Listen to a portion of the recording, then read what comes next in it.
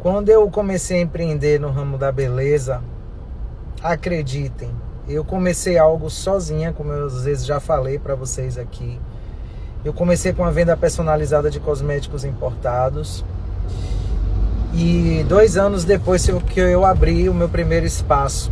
E acreditem, eu tinha medo de crescer. Eu queria trabalhar sozinha. Mas eu queria trabalhar sozinha por vários medos. E um deles era ter que conviver com pessoas que divergem das minhas crenças, dos meus pensamentos. Porque depois de quase metade da minha vida trabalhando com outras pessoas em outras instituições, a gente começa a conhecer mais ou menos o ser humano e a gente percebe o quão difícil é conviver em grupo. Principalmente no trabalho, porque passamos mais tempo nele do que na nossa própria casa. E acreditem que eu fiquei 1 ano e 8 meses praticamente sozinha. Eu contratava uma pessoa só para vir escovar o cabelo das clientes. Ela fazia a parte dela e ela ia embora. Só que quando você começa a empreender, não adianta. Às vezes você pensa que vai ficar só você e não é bem assim que vai acontecer, porque a lei da natureza, a lei divina é crescimento. Não é decrescer, é crescer, é multiplicar, é expandir. E eu resisti. Gente, como eu resisti? Resisti por diversos medos, e um deles era justamente me decepcionar com pessoas.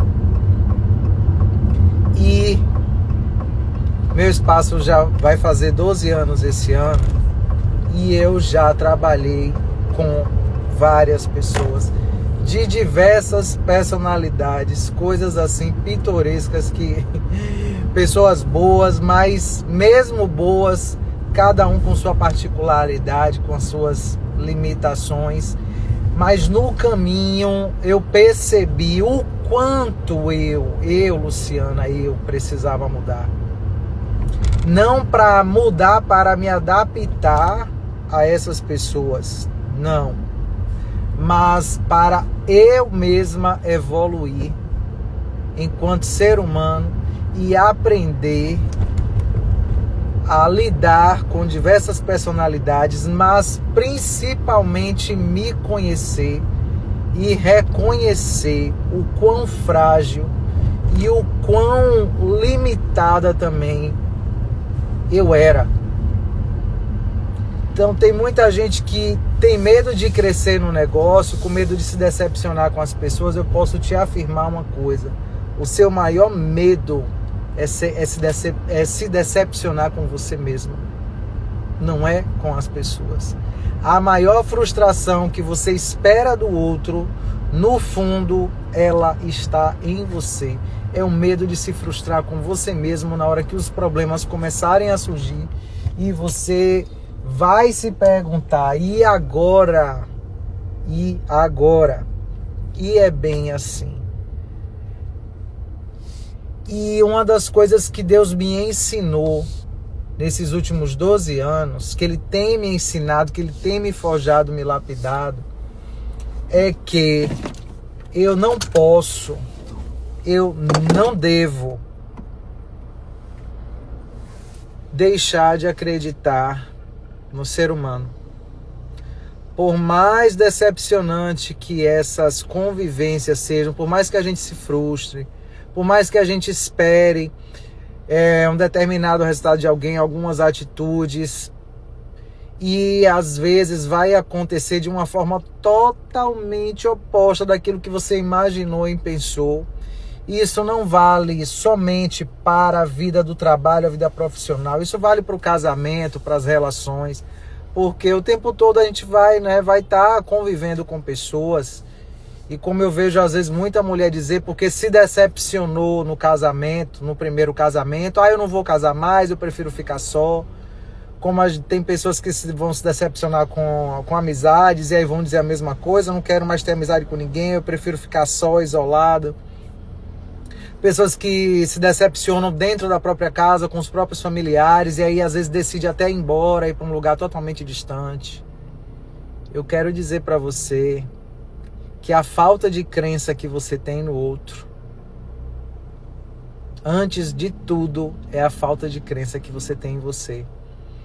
Então, para que você continue acreditando em si mesmo, é inegociável, inegociável é a palavra, você deixar de acreditar no ser humano. Você tem que continuar acreditando no outro. Luciana, como é se acreditando que está falando? É você dar a chance para a pessoa continuar errando com você? Não. A chance é o seguinte: elimina-se a pessoa do jogo e deixa a outra entrar no jogo. Tá? Não é você eliminar todo mundo da sua vida, mas é você convocar para a sua vida novos jogadores, novas pessoas, e continuar acreditando nas novas pessoas, porque uma hora, não se preocupe, você vai acertar nas amizades, vai acertar no casamento, vai acertar com a família. Luciano, como assim vai acertar com a família, que família a gente não escolhe? Gente, a mudança que a gente quer no outro precisa fazer em si primeiro, e tudo começa a mudar. Acredite, a mudança que você espera do outro precisa começar em você. Então, quando você muda essa forma de pensar com relação ao próximo, ao colega de trabalho, à família, a tudo, você começa também a perceber o quão vulnerável, o quão frágil você é, e também o quanto você precisa mudar. Você precisa mudar. Eu mudei muito, mas ainda tenho muita coisa para melhorar na minha vida. Gente, se eu for pegar a minha vida 10 anos atrás, o quanto mudou, tem coisas que eu tenho até vergonha de falar, de atitudes que eu tinha, pensamentos, misericórdia. Se a gente for falar de pensamento aqui, quanta gente, se pensamento matasse, a gente já tinha matado muita gente, não é verdade? Pois é. Mas não podemos deixar de continuar acreditando no ser humano. Por quê? Deixar de continuar a acreditar no outro, novas pessoas, lembra? A pessoa provou, te machucou, te feriu, não dá mais para conviver, não tem problema. Aquela pessoa não faz mais parte do game da tua vida, não faz parte mais do jogo da tua vida. Novas peças no tabuleiro terão que entrar. E aí você precisa continuar a sua vida, você precisa continuar acreditando nessas pessoas e, antes de tudo, acreditando em si. E o que é mais interessante é que você, às vezes, vai se deparar com pessoas semelhantes às pessoas do passado, mas as suas atitudes frente ao que a vida vai te apresentar, elas vão sendo totalmente diferentes. E aí é que você percebe o quanto você já melhorou, o quanto você cresceu, o quanto você evoluiu. Circunstâncias e pessoas semelhantes podem ir e vir o tempo inteiro. Mas o que deve mudar é a sua atitude, a sua forma de pensar, é o seu posicionamento frente ao que sempre chega com muita semelhança na sua vida. Então, se por exemplo, conviver com pessoas bipolares, né? Isso é algo, para quem já conviveu, é algo muito ruim.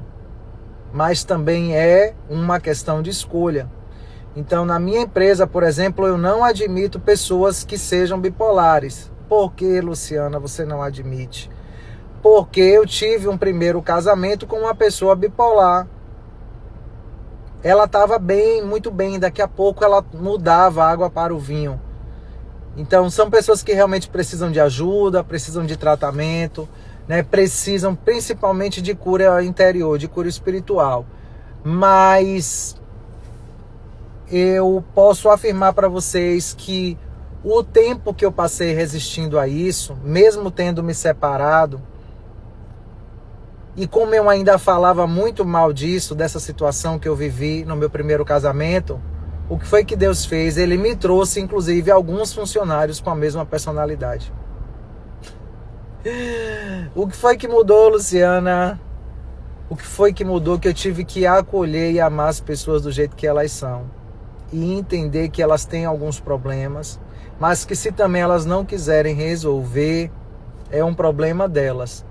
Mas o que é que eu aprendi? Que eu não preciso me submeter, como eu me submeti durante 11 anos, a conviver com alguém que um dia estava bem e 2 dias estava mal. E aí Deus falou para mim, isso aqui, ó, você tem que determinar o que é que você quer, com o que é que você quer conviver na sua vida. O que te faz bem, o que é que te faz mal. Eu vivi 11 anos me prejudicando, me permitindo passar por essa situação. E quando chegaram pessoas, funcionários que tinham essa mesma personalidade, eu disse, ó, basta, não dá mais. Sentei com a pessoa, conversei, tentei ouvir, tentei entender, vou melhorar, não sei o quê. Não melhorou fulano, não, infelizmente não dá. Você é um excelente profissional, tem diversas qualidades, mas essa daqui para mim é primordial, porque eu preciso estar com a equipe equilibrada, com pessoas trabalhando bem, tendo prazer de estar comigo, tendo prazer de estar com os colegas, tendo prazer em atender os clientes.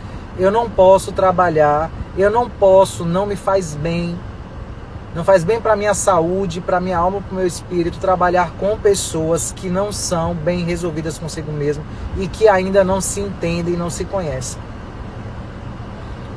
Então, o que vem do outro também vem para tratar você e para você determinar na sua vida os limites, os seus limites. Não é você ser uma Madre Teresa de Calcutá e ser tapete sujo para os outros pisarem em cima, não.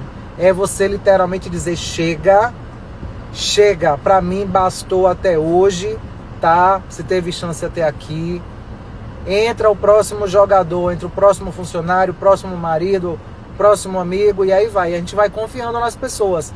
Mas a partir do momento que algumas coisas vão se revelando e aquilo não te faz bem, aí é o momento de você dizer, basta. Não infrinja os seus limites, porque senão você adoece.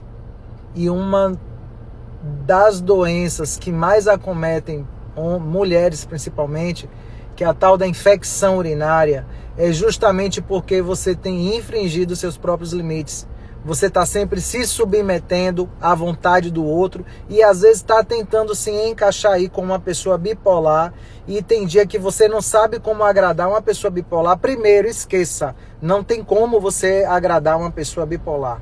Não tem como, tá? E um exemplo que eu sigo, Jesus Cristo viveu na Terra e não se preocupou em agradar ninguém. Não sabe porque se ele tivesse se preocupado em agradar, ele não teria quebrado o templo inteiro. E muito pelo contrário, ele fez aquilo, inclusive, praticamente de propósito, para que o seu propósito de fato fosse cumprido, que seria a crucificação alguns dias depois. Então, gente, não se preocupe em quebrar a banca. Não se preocupe em botar para fora da sua vida as pessoas que não mais acrescentam, as pessoas que mesmo sem saber estão tentando te destruir. Elas sem saber estão tentando te destruir, por quê? Porque são pessoas que estão vivendo num processo de autodefesa, nem elas sabem do que se defendem, mas aí elas continuam atacando outras pessoas. Mas uma coisa que eu peço é, continue acreditando no ser humano e dê novas oportunidades a novas pessoas na sua vida. Beijo grande.